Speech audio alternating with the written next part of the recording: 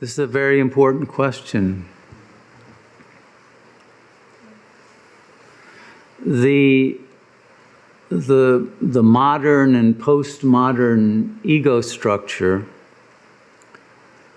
has shifted its basis from the more classical ego in earlier times, which was based on faith. And because in this secular society, science has replaced, for most people at least, religion as the rock of ages, if you will. There are still, of course, people who have a very strong faith in God that has not been dented by materialism or Darwinism or the various paradigms of Newtonian science, mechanistic thinking, and all of that. But for the most part, we have been indoctrinated into a sufficiently fragmented, because science in its current form fragments us, into a certain basis of dependence upon science. And in science, the way to get to a new level of mastery, whether it's in technology or in the art of applying understandings and insights to the practice of life, one requires first the knowledge that creates a paradigm shift. Because if one is living in a paradigm that one has not recognized will not allow one's establishment in egoless presence, because there are assumptions that consciousness is the body or identified with ego thought patterns and conditionings, and that life demands loyalty to certain abstract beliefs. And in the scientific mind frame,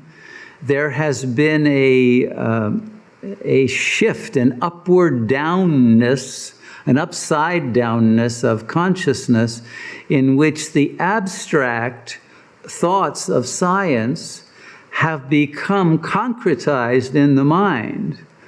And the most concrete and direct realizations have become abstract, such that in order to reach that which we already are, we have to first put the understanding of that which we are, which is very direct, into a completely abstract form of a symbolic nature that can supersede and integrate the incoherence of the fragmented views of science and perhaps religion and certain fragments of self-identifications and of various other paradigms that we may have picked up along the way, and be able to enable them to point to that direct realization that is so concrete it's prior to thought. Because thought is an abstraction. But the ego lives in thought, so that now presence has become an abstraction because we have made ourselves abstract. We have abstracted our own essence from being into thinking. And we have come to live in a representational field rather than a field of true presence. And so if one is in that situation and captured by the mind's conditioned thought patterns within a paradigm that does not allow one to leave and abide in silence, because there are commands of a superego that say you must produce thought, you must be creative, you must be in control, you must always be ahead of the other person, and you must always be able to map out what's happening in a very abstract, sequential planning mode of activity with all kinds of options and backdoors, and all of this multitasking that the ego takes for granted as inherent to the need to protect its territoriality. Once one leaves that behind one realizes that there are forces, vertices of a command system implicit in the ego's frame of reference, that unless they are cut through understanding, will not give one access to the silence that is one's own birthright, and enable one to be free of the pressures and tendencies to pull oneself back into activity and agitation and